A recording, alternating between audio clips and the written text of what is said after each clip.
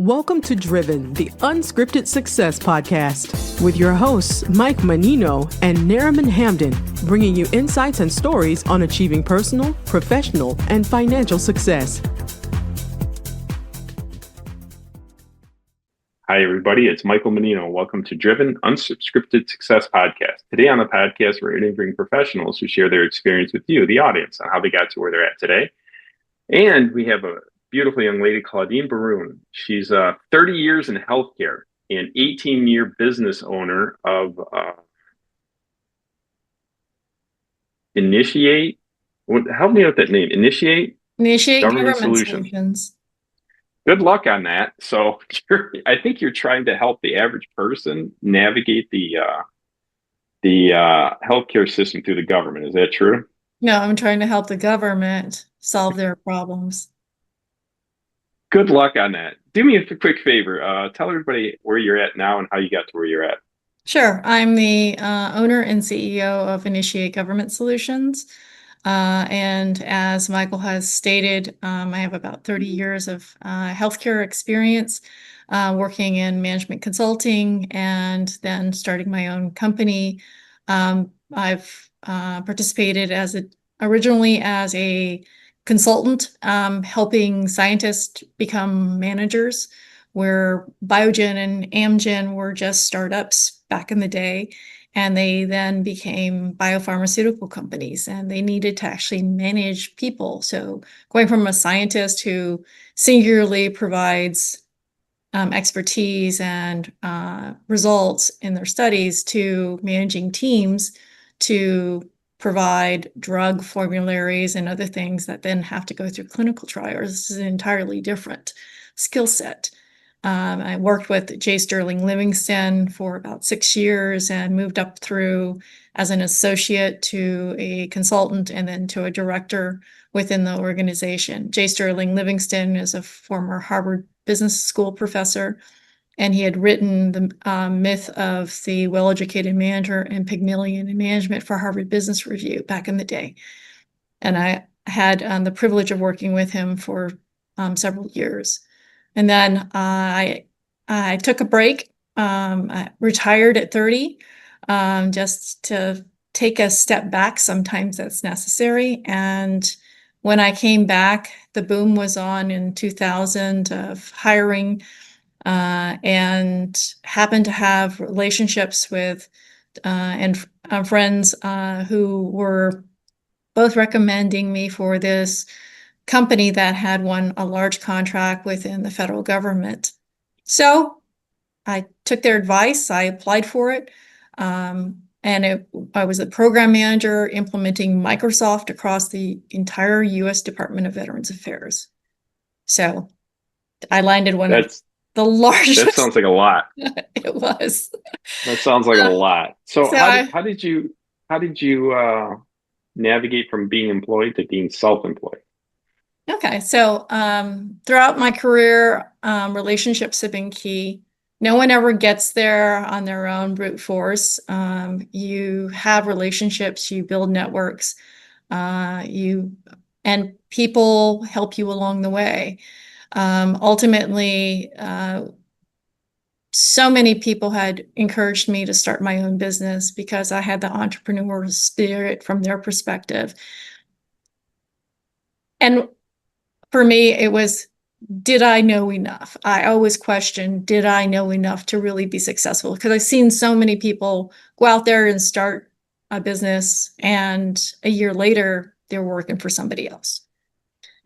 So the first thing I did was I got my house in order, right? Making sure that I didn't have any debt, that I could afford to be out for a period of time without a paycheck.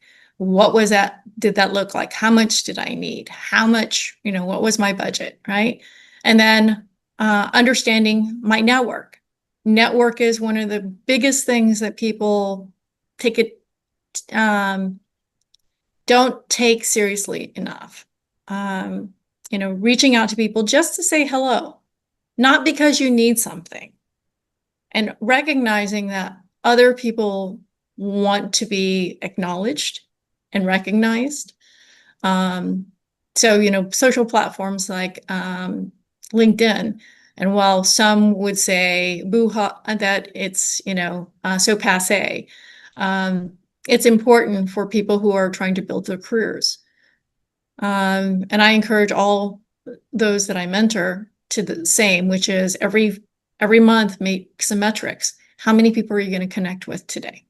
How many people are you going to connect with in the month? When you go to a conference, how many people are you going to exchange business cards with or contact information and follow up with emails?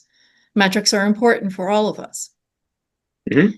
And then ultimately, of all of those people that are out there in your network, which ones are likely to hire you for a project if you're going to start your own business? Which ones, what skill sets do you have? I spent 17 years working for somebody else, and I learned everything from managing others to putting proposals together and writing proposals on behalf of organizations for the government, how to price, what contract management looked like. All those aspects pieced together when I finally launched the company were really important. Now, I didn't have all the answers. No entrepreneur has the answers. At 18 years in, spoiler alert, I still don't have all the answers. But what I do have is a network of CEOs and owners who I can rely on to go out and talk to, who I've kept relationships with over the years and decades. And I can pick up the phone and I can ask them, what did you do in a situation like this? And I'm not asking for advice. I'm asking for perspective. And then making my own decisions with my team, because it's not I. When you work in a company, you work as a team. I'm blessed. I have a very strong team behind me. And most of these people have worked for me now over a decade. And that's something, it's giving it stability, investing the time and effort in each one of them and making sure they feel like they're valued. Oh, that's very important. You said a couple things when you start your own business, you got to have a runway, you got to have some money behind you to start the company. Yeah, and that's if you're going to bootstrap. If you're going to venture capital or angel invest, that again, those are all avenues to go forward. You can also do a partnership. But I've seen a lot of partnership has some real challenges when it's kind of like marriage. You get in bed together, you sign a piece of paper, maybe at the Vegas chapel, but then a year later, you don't understand who this person is, and they may not be pulling the same weight. And so you really need to invest as if it is a marriage when you're partnering. Agreed. Someone said a long time ago, the number one indicator of success is who you marry, because that's your first partner. Yep, it is. Yep.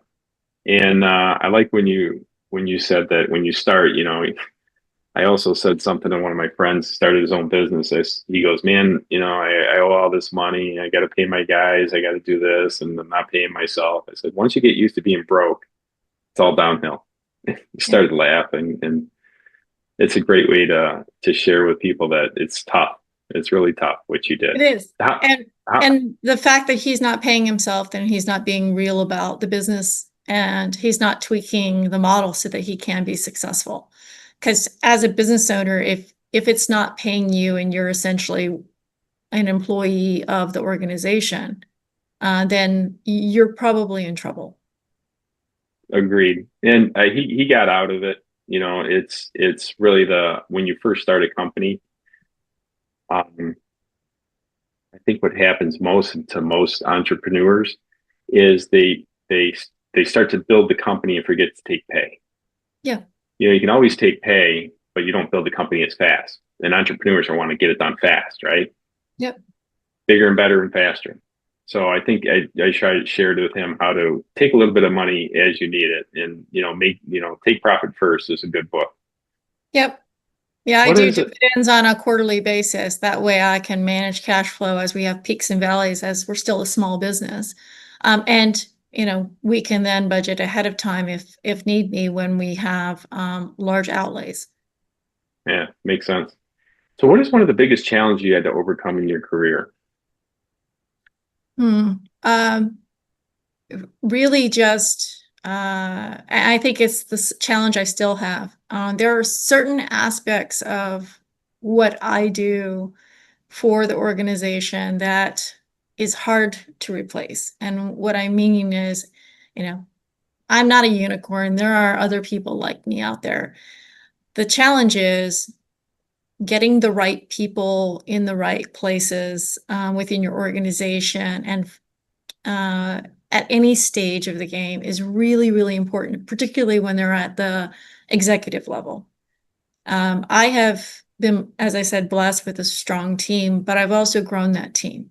So, for example, my chief operating officer was a part-time bookkeeper with 2 small girls at home. And she became the manager of HR, and then she became the VP of operations. And now she's my chief operating officer. So hiring in somebody like a chief growth officer is challenging. So fortunately, unfortunately, I still carry that title. And we're talking about trying not to be an employee of your organization. Sometimes you don't have that benefit.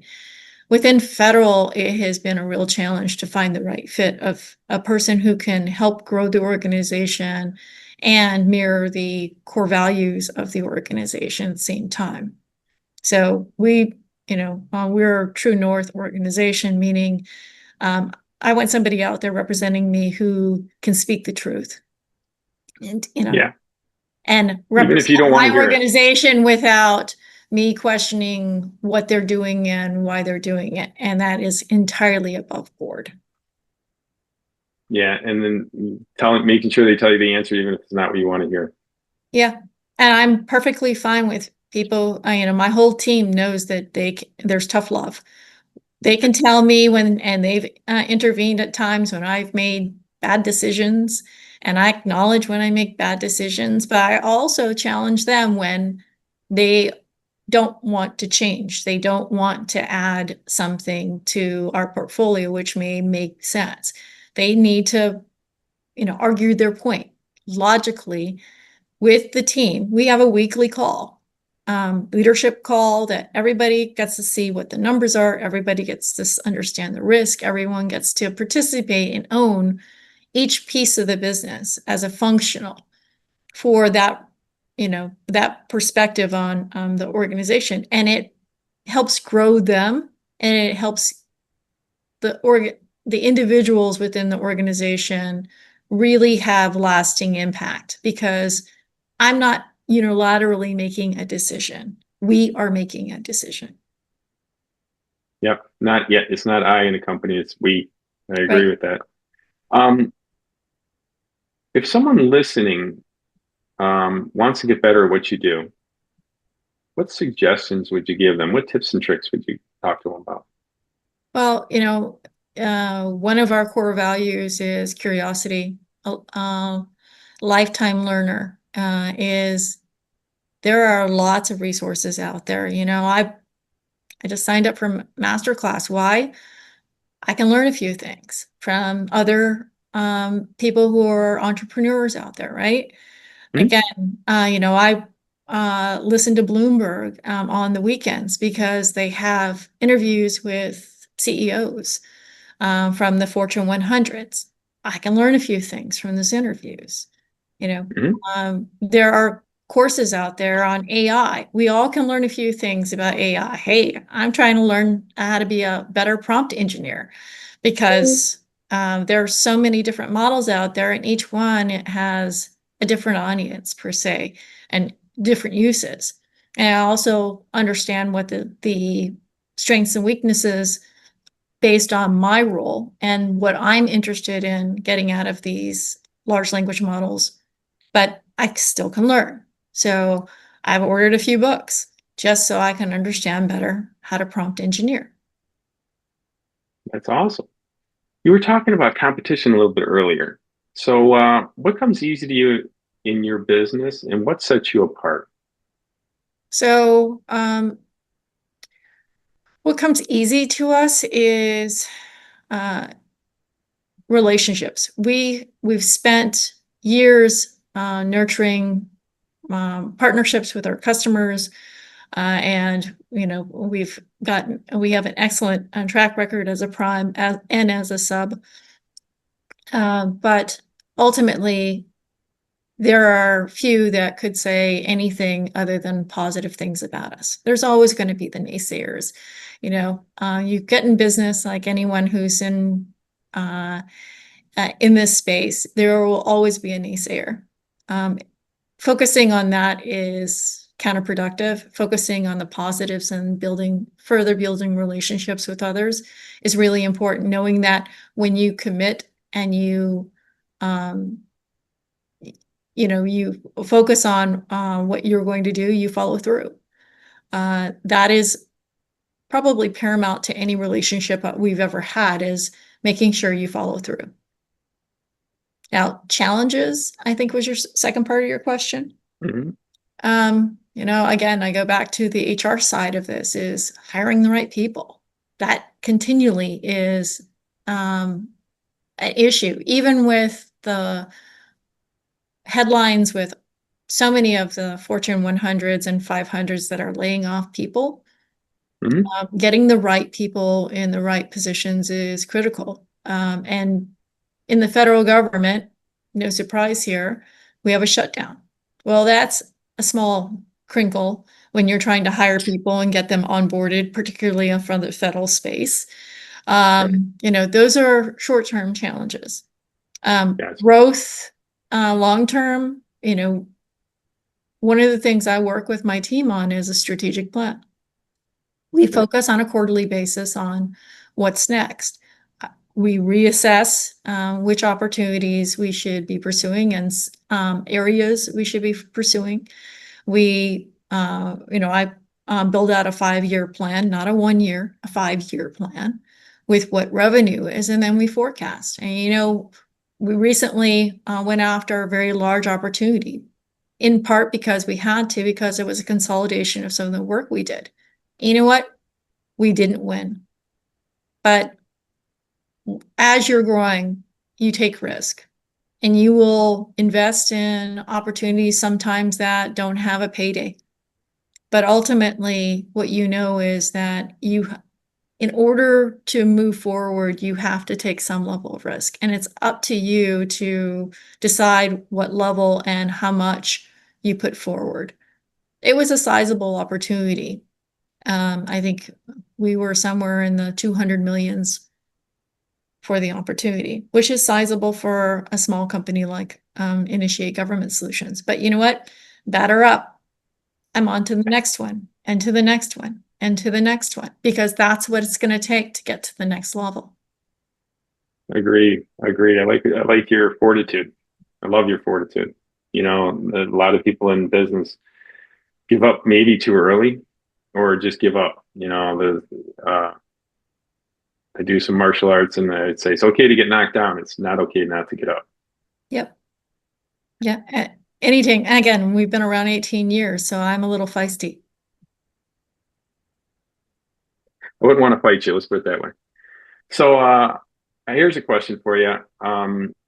Knowing everything you know now and all that you've been through, if you go back to your 20s, what would you do the same, and what would you do different? Okay, so one, I wouldn't get married so young. So there's that. If you don't mind me asking, how old were you when you got married? 20. Oh yeah, Yeah. That's a little young. Yeah, and I would probably spend, there were opportunities, as there are always opportunities in our lives, where we didn't take them because we maybe had we were concerned that we weren't good enough. We didn't have all the skill sets. And I think females, the imposter syndrome is what I'm thinking of, is so many women have to fit 90 to 100% of all the requirements before they're comfortable with even applying for that job. Well, men are not necessarily the same based on a number of studies that have been out there. However, I would have taken more chances. And again, There you go. I made a decision to commit a relationship, and I had a beautiful marriage for 17 years. Beautiful. Awesome. Sounds like things are going pretty well for you right now financially. Thinking about the future, have you ever considered ways to create income without doing as much work? Yeah, I Yeah. have a number of passive income streams. So being an entrepreneur means being on all cylinders. I'm constantly looking for avenues to, there's a famous Warren Buffett, and I will slaughter it, quote that said something about, if your money's not working for you when you sleep, you will forever be poor, or something to that effect. You'll always be working. Always be If working. your Thank money's you. not working for you while you sleep, you'll always be working. Thank you. Yes, if and it comes from rental income, it comes from, I part of partnerships that provide loans to people with mortgages on the private side. So we receive interest from that. I have, assets in the market. Things are doing fairly well, a little choppy, but that's okay. It's long term. It's not just, the retirement income. It's also the here and now. So Hmm. I've always been a believer that you have to take risk, and I'm only in my mid 50s at this time. So, and one of my very first jobs was, I was a broker. So I got my Series 6, my Series 7, and so, and that foundation has always helped me. I had my first IRA in 1992, just out of school. Nice. Nice. That's Yeah. awesome. That's not too many people start that early. And I think you understand the difference between starting early in investing versus starting late in investing. Yeah. Yeah. Yeah. It's And, a big kind. yeah. And I'm a different person today than I was when I was in my 20s and in my 30s. And that said, every quarter, true to form, I check my portfolios and I see how things are doing. And some are now managed and others are not, where I'm continually making decisions on them. But you know what? I'm actively involved in making the commitment to prioritize yourself is also important as an entrepreneur, not only as taking time off, which is really critical, but Hmm. and just so that you have that creative and continue that creative. But it's also eating well, not Yep. always eating out, and managing your finances, Hmm. because you can make better decisions as an entrepreneur when you're sound, when you're not anxietied about how to pay the bills. Uh, Hmm. Now, we all have that, or the majority of entrepreneurs have that drive where we're willing to take certain levels of risk. And sometimes those risks don't pay off, as I've stated earlier. But you're taking calculated risk. You're investing time and effort into each one of those decision points. You're not just randomly fly by the seat of your pants making those decisions. And while they are risk, you can still mitigate them. And you're hopefully not betting the farm. Right. I agree. So, what's your best way to mitigate risk? What do you think the best way to mitigate risk is? For me, know when to stop overanalyzing, collect data points, make a decision, move on. If the decision wasn't fruitful, learn from it. And the next time that situation comes up, you'll have that as perspective. But dwelling on decisions made, and mitigating risks where sometimes the mitigation doesn't work, it's Hmm. the only thing you can do from that is take perspective on it and move forward. Agreed. So, wrapping up the interviewing, what do you get? What's your plans for the next 6 to 12 months? What exciting do you have coming up? Focused on potentially new business directions and looking to build products for, or what's called custom off the shelf, or COTS, products or software as a service, and then market into the government. we'll see if there really is an interest, and we're currently working on validating some of our assumptions. There's lots of products out there in the marketplace that may have some of the functionality, but we believe we have a unique core understanding of some of the problems in government, and we can solve them. Gotcha. Beautiful. Well, listen, Claudine, I can't thank you enough. That has been a great interview, and we really do appreciate it. If anybody would like to get in contact with you or your company, how would you recommend they do that? Yeah, initiatesolutions.com is our website. Contact information, I believe, is there. Or you can, if you're in the Palm Beach area, welcome to connect with me on LinkedIn. Or if you're outside the Palm Beach as well, again, LinkedIn is a good avenue to instant message me, and I will be responsive. Beautiful. Thank you very much for being on the show. We do appreciate it. And for everybody else, we're going to let you go, and please like, subscribe, and hit that notification button. Thank you, Claudine. Thanks for a great interview. Thank you.